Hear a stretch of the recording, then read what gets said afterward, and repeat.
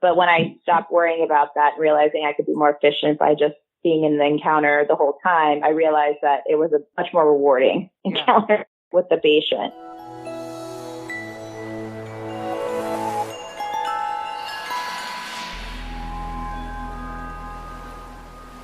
Welcome back to the Faculty Factory podcast, everybody. I'm Kim Skorupski. You've tuned into our H3 series, The Habits and Hacks from Hopkins. And today we have Dr. Vaninder Vinny Dhillon. Hi, Vinny. How are you? Good morning. How are you? I am great. I'm looking at your picture and I just remember your smiling face from our leadership courses where you would drive into Baltimore from Bethesda. And you're usually the first one there, which made me think that this is a person who gets things done and is organized enough to get to the early morning class from Bethesda, which was not an easy drive. And it made me think, what a perfect person to talk to, because whenever I want something done, or the old mantra is you ask the busiest person you know. Clearly, just the fact that you showed up to those leadership courses, had the longest drive, and you're always the first one there, told me something. But why don't we start today's episode by tell people who you are and what you do here at Hopkins. First of all, well, thank you for having me. I really appreciate the opportunity to speak with you and the fellow listeners of the podcast. Going back to the leadership classes, that was actually my favorite drives up to Baltimore. There's many times I have to drive super early only because traffic would otherwise not allow me to get there on time. But when I would show up early for the leadership mornings, it was one of my favorite times because it was always relaxed and didn't have to rush to get anywhere. And I knew the morning was going to be super productive and educational.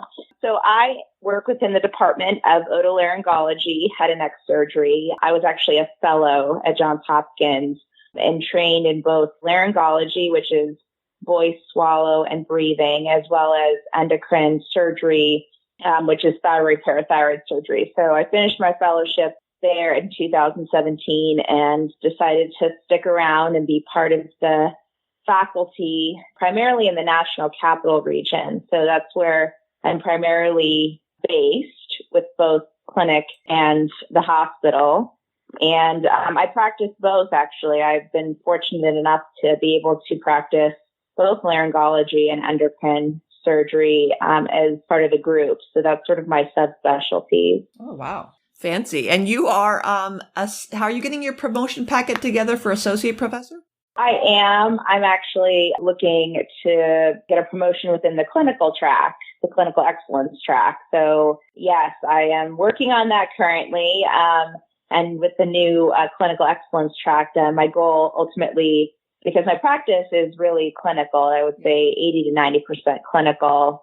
And most of the research I do is clinical research, that I'm really looking forward to that promotion within that track. That's fantastic. Yeah, we're so excited about that new track. We had just the first two faculty members promoted on the clinical excellence pathway were women. So we were so proud to be promoted to associate professor. So that was a great accomplishment. We love being able to acknowledge and celebrate our clinician and investigators. So what habits and healthy hacks and routines and practices were you wanting to share with us today? Well, we could kind of break this, I guess, down into hacks I would use at work and hacks that I use at home to create that work-life balance. In terms of work, I'm about 4 years now into being at the practice down in the National Capital Region. So it's been a lot of trial and error in terms of figuring out the best balance with time and efficiency when you're you're seeing 15 to 20 patients a day. And that's sort of my routine. I'm in clinic about 2 to 3 days a week. So it's a busy day once I'm at work. And I think the things that I've learned while I'm at work sort of balance out the day is, one, when I'm taking care of a patient, I'm really focused on that time in the room with the patient. And that really means I don't really sit at the computer and do much typing. I'm sort of sitting there with the patient and listening and talking and examining and kind of coming up with a plan. But I always try and save about 5-7 minutes at the end such that I can leave and walk into my own office, write down a few notes about the clinical encounter, and take a minute to sort of write down the key points for myself. And that way I feel like I can manage my end of the day routine, which is basically note taking, which it used to take me a long time to kind of sort through how to handle the clinical documentation. But I found that if I sort of engage in this routine, it's good with the patient because the patient's happy that we had sort of a one-on-one intimate conversation. And at the end of that encounter, I'm able to quickly remember everything I need to so that I can move on with the next patient. And then at the end of the day, not feel so overwhelmed. I also found that I saved probably about an hour or 2 hours at the end of my day having to sit in my office alone while the clinic was closed and it got dark outside, such that I'd be coming home super late. And this way I can come home a little bit earlier and feel like I sort of finished everything I needed to in terms of taking care of work at work and then coming home and not having to kind of carry it on into the evening or the next day. So I found that was personally a lot less overwhelming for me. You're talking about something that I've read in the literature and the joy of medicine and the burnout literature called pajama time, where clinicians would be at home and they're just charting and entering data. And I'm not a clinician, so I'm ignorant about all of this. I am just impressed that you said you leave 5-7 minutes, run down to your office, jot some notes down, and then at the end of the day, when you do the more intensive charting, you remember just from some keywords. I'm still impressed that with 15, 20 patients, a couple key points, you can still remember all that stuff, because I think I'd be like, wait a minute, was that one this one or the other one? So I guess could you just help me understand, like, what is this habit that you do? How is it different from maybe what you used to do or what you see because you said you've saved 1 to 2 hours. So what was like the inefficient way for you before, to help me put this in context or help me understand it better? Yeah, that's a great question. So for example, when I first started, I have a template, like most providers, they have a template for their note. And what I would do is I would just try and fill in my template blanks.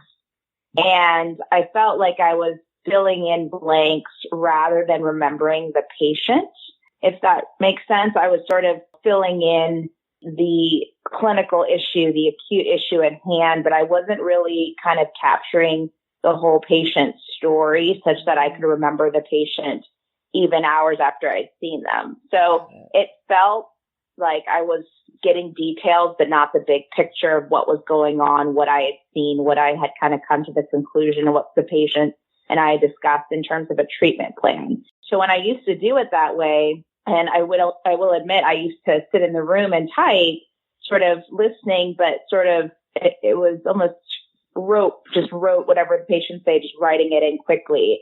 I wasn't really listening to the patient and what was going on at the time, what I was going to see on exam and how that was going to influence, the management. And by sort of stepping away from having to do that at the time of the actual visit with the patient, instead I put the computer away. I would sit down and I'd spend, about half an hour in that session with the patient, maybe 25 minutes, to leave that 5 minutes at the end. And it would wrap up in my head as this is this gentleman or this woman, and this is their chief complaint, and this is the story behind the complaint, and this is the exam, and this is the conversation we had. And so I would be able to leave the whole encounter and write something down that was more relevant, such that I could kind of pick up and kind of narrate the story again and using my template later on, but it would be so much faster.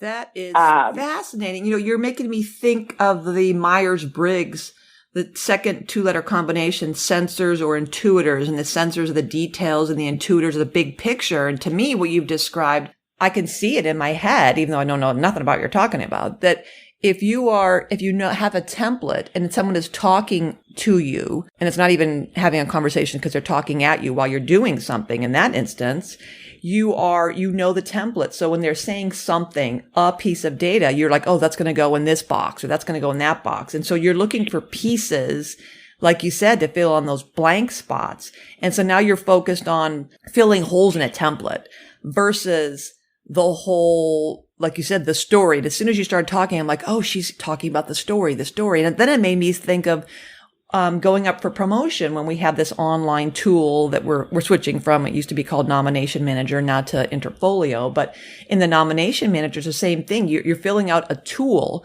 So the faculty member is like looking how many papers, how many talks, how many this, how many that, how much. They're putting in numbers and pieces of data. And then it's harder, I think, or it's a challenge to think, well, what is my story? What is my story of my research career and the impact I'm making? And that's kind of the juxtaposition of when you're in the details, the specifics can sometimes obscure the big picture story. So I just love how in this one example, you've kind of demonstrated not only personality preferences, but that attentiveness to realizing when we are obsessing perhaps or focused on minutia and failing to see the big picture of anything. Yeah. I realize that that's also the way I sort of remember things better. It's the same thing. I don't know. I correlate that as, people have facial recognition or name recognition when they meet someone or when they see something, there's sort of a visual or a memory behind it. And that's something that I've always been, I kind of honed in that's something I'm much better at doing that, remembering the whole story than the detail. Although I think I was just, when I first started, I just didn't know how to handle the balance. And I've realized that if I just let go of having to handle the paperwork up front and just continue to handle the clinical encounter and the patient, that I could come back and replay it in my head, and it would just be, the documentation wasn't the issue. It was more just the patient. And then I could come back and the documentation was sort of secondary. And it got faster. Ironically, it became more efficient that way. Wow. Just to fall into that. But that's something that I also know that as someone that's been a patient too, that it's nice when the doctor is looking at you, sitting with you and talking with you rather than sitting behind a computer, which has always been something I've been consciously like, that's not something I want to do, but I was again overwhelmed by the documentation. But when I stopped worrying about that, realizing I could be more efficient by just being in the encounter the whole time, I realized that it was a much more rewarding encounter with the patient. That's a great learning experience. I just want to put briefly, I don't want to throw you too far off track here, but you know me, extroverts, we talk to think, but is this too sci-fi? And maybe someone out there is already doing this in the world, but I remember 5 or 6 years ago talking to Janice, when we were talking about our clinicians and the workload and the struggle of our generating RVUs, but also then the new Epic and the new Epic rollout and all this, just all the labor involved in the click, 1,000 clicks a day. And I said, well, why? I can't believe that we don't have the technology where we have these smart rooms. If this crazy Alexa woman, who sits in my kitchen, yaks at me all day long and can figure out stuff for me and set timers for me, which is basically the level of my sophistication with my Alexa. Why can't we have these smart rooms where as soon as, the clinician walks in the room, the door shuts, like the recording, like the Zoom, this Zoom is being recorded, like this patient encounter is being recorded. And the Zoom in the room would record some of that nitty gritty tidbitty stuff. And then you could then go after the day is done and you've seen your patients, you could fast forward through the encounter, the recording, or somehow like capture the story, in the bigger picture. Is that too far fetched, or do you know is that happening to any degree, a smart room? I've not heard of that. I mean, I've seen that or been participatory in anything like that. I mean, it's a great idea. I think the issue may be with HIPAA, right? That it be somehow encrypted or saved such that it, the access is really only meant to be for clinical documentation purposes, rather than it being a conversation with a patient that may go out into the world that may not be HIPAA protected. That's true. There's all that. I forgot about all that stuff. But everything. Yeah, I think that's the limiting factor probably for healthcare. It's just the patient encounter is a patient protected, and confidentiality. It's a time of confidentiality with the door closed. So I'm not sure if that's part of it. I know from an exam standpoint, which may be a little bit unique, but it obviously is relevant for other specialties that have some form of technological recording. I mean, I record exams using a scope, which is, done through the nose and through the mouth to evaluate the back of the throat and the voice box, because that's sort of the evaluation that I have to complete in order to really know if there's anything abnormal with the symptomatology for laryngology. That's sort of part of our exam. And so that we have a whole system tower that records the patient exam, that I can review. But again, that's all encrypted. So that does help me in terms of what was the exam findings. Let me go back into the room and review it on the system tower, which we have in the room. Right. But the actual encounter, I feel like unless I'm present and paying attention and really trying to get the big picture, it like you said, it's just recording of minutia that, you don't really put together in any sort of comprehensive fashion unless you're really going in with the mindset that you want to get the, from A to Z of the encounter. And then I can imagine that would be I would be one of these people who would be out of my mind, because I would feel like, well, I have to finish everything as I go along. And I would be killing myself at the end of the day. Then I would be one of those people who's a complete wreck, because I would feel like, oh, I've got 20 unfinished cases. And I would have to really wrap my head around. I started 20 things, 20 patients, and I didn't finish them.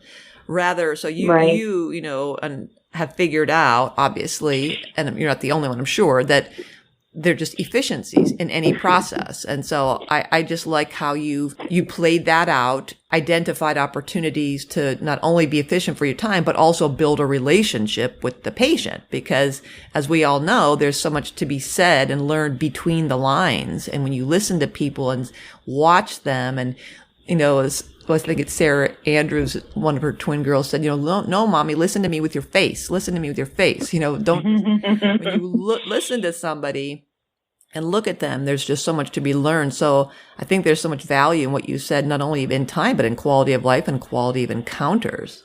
So thanks for sharing.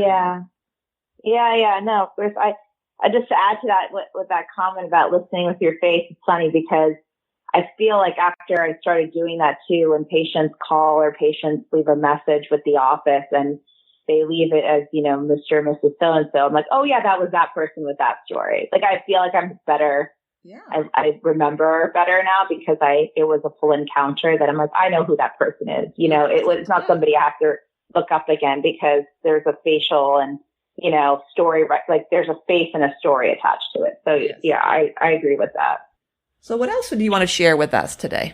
To add to this, I guess the part B of what I had started to say about the life balance, in terms of hacks at home, I think one of the things I carried forward with me ever since I probably was a medical student, not resident, was when I come home, I try and do something active. I mean, I like to, as I mentioned, I like to leave work at work and be efficient about it. But when I come home, one of the first things I've always tried to maintain is to do something active where I usually go, there's some form of outdoor activity, usually in the form of a run or a walk, or, before COVID, going to a fitness class and just sort of taking that time to do some self-care. Uh-huh. I think that's helped me maintain just overall a good mental focus when I do have to come back, even in the evenings if there is work to still be done, or even housework or family time. I just feel like I've had me time. And I think that that's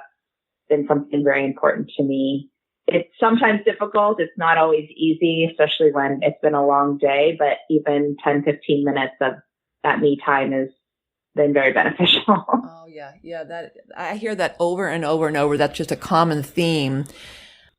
Of course, my whole life's been academia, but that just seems to be the prevailing theme among academics, is just physical fitness and needing that release and that kind of physical motion, because so many of us, you're either in seeing patients, and at least if you're a clinician, you're probably running around from office to office. But for PhD researchers, many of us, we just sit all day long and look at a screen all day. And, we're just not really physically, most of us are sedentary too much. So the body, our body just needs to breathe and move and ambulate around the world and see people and breathe air and get sunshine. So that seems to be a common theme that we all have in common. And I know that when I am under an extraordinary amount of stress, the first thing that goes is that self-care. And that's how I know when, not as if, what do you mean you didn't know that you're under stress? So that, to me, of course, well, sometimes you're just kind of in the thick of it and you don't realize how you're running, you're go at work. But then you realize, oh my gosh, it's been 3 days since I've, run, or I haven't, had enough water today, or I'm not sleeping well. That's like, oh, that's right. My body starts telling me when I'm overstressed and I'm out of balance. So that awareness of, like you said, even just 15, 20 minutes, or crying out loud, even 10 minutes, just, is better than nothing. Right. Yeah, no, it is. I think in the era of Zoom, one other thing I realized is sometimes it's nice to take like the grand rounds or the Zoom meeting where it's not necessarily, it's more of a listening Zoom. I can take that while I'm going for my walk. Right. So I've, that sort of ability to, sometimes you can't just break away at the end of the day, even though it's maybe the end of the work day or maybe some other commitment for work, but to sort of do that while you're outdoors or active or doing something where you can kind of participate in both, it kind of helps balance out the rest of your personal time than the rest of that evening or day. That's been something that I've found to be okay. That's a good suggestion that, the technology has been great for us, but also the blessing part of it is obvious, but the curse part of it has also become more obvious as well. When you're right, you see these Zoom after Zoom after Zoom after Zoom, and realizing, well, nobody says, is there a law that you have to have your camera on and you have to be on the Zoom? Can't you be one of these people who's calling in, like you said, and put your earbuds in and march around your block or march around the neighborhood? So I finally kind of had one of those duh moments myself, but I'm like, what am I doing sitting here in my basement? As I was joking with you, my moldy, damp basement, like a mushroom. Why do I have to keep sitting here looking at this screen? I can go and sit in my backyard. It was in the summer, and call in. The Zoom link has a call-in number, Kimberly. Hello. So I'm like, I could do that.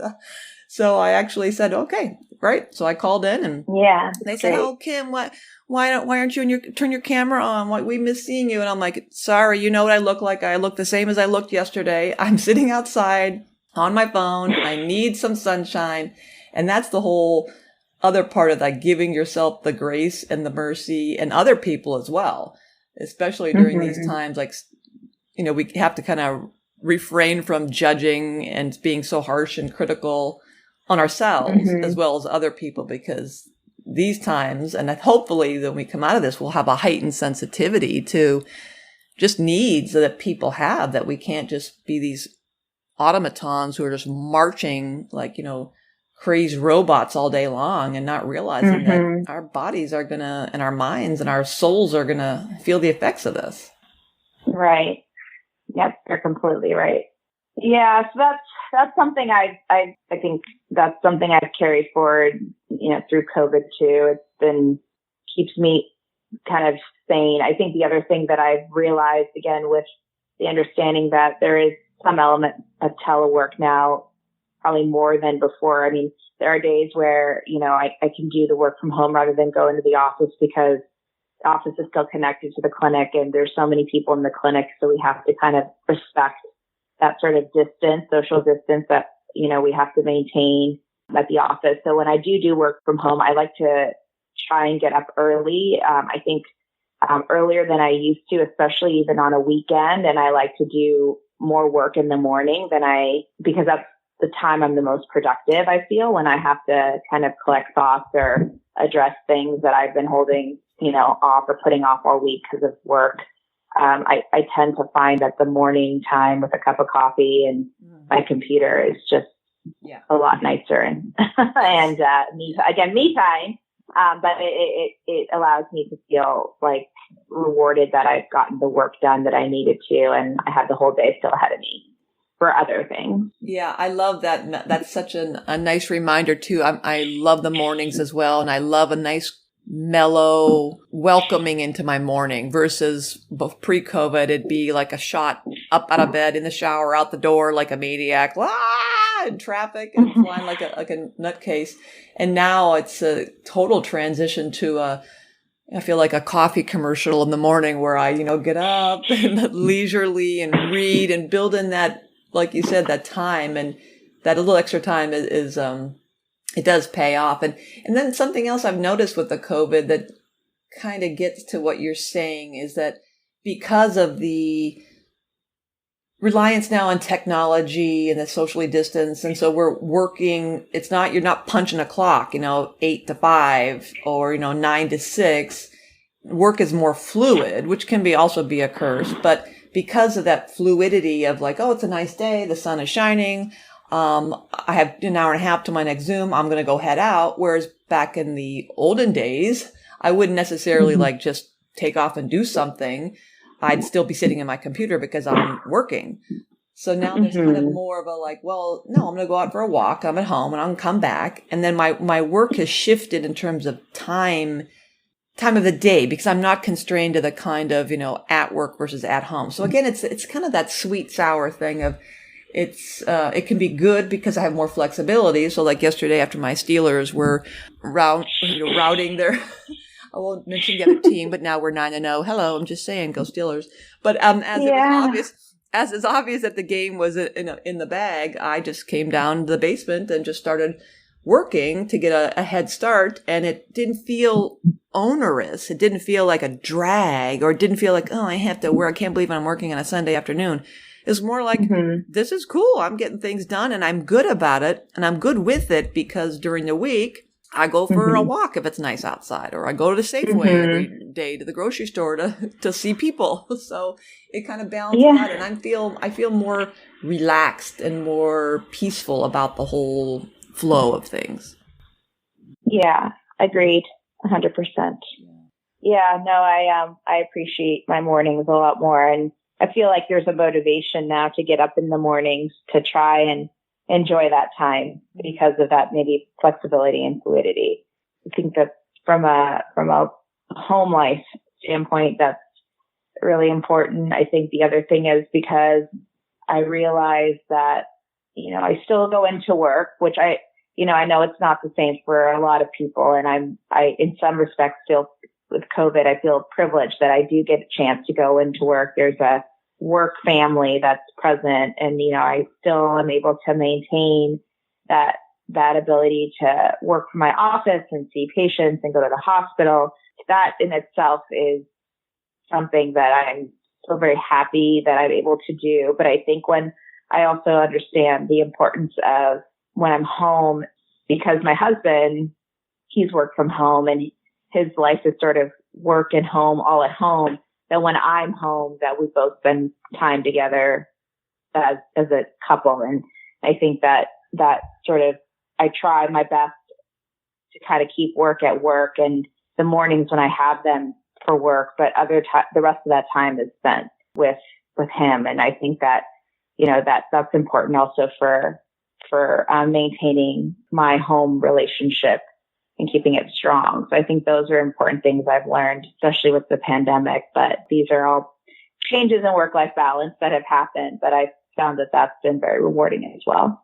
This has been great advice. I love how you've balanced your story with work and home. And I think you've given us a lot of good advice and things to think about and ways we can look for opportunities to just improve what we do and what our gifts and talents are. And you've obviously done that. And I miss seeing you, but I'm so happy for you and your career, and everything's working out.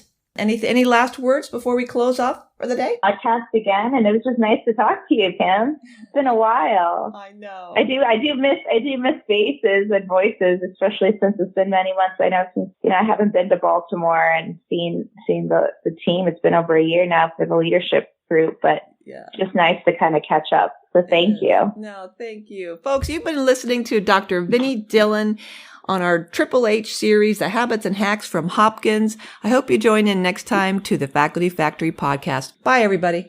Thanks for tuning in to Faculty Factory Podcast. The mission of the Faculty Factory is to build and support a community of leaders in faculty development who share tools, resources, wisdom, and encouragement in service to our faculty members, schools, and institutions. We encourage you to go to facultyfactory.org to find out more. Get in touch with me, ask me any questions. Maybe you want to be interviewed on the podcast. Thanks for tuning in to Faculty Factory Podcast. We'll see you next time. The Faculty Factory podcast and website is sponsored by the Johns Hopkins University School of Medicine Office of Faculty. For more information, visit facultyfactory.org.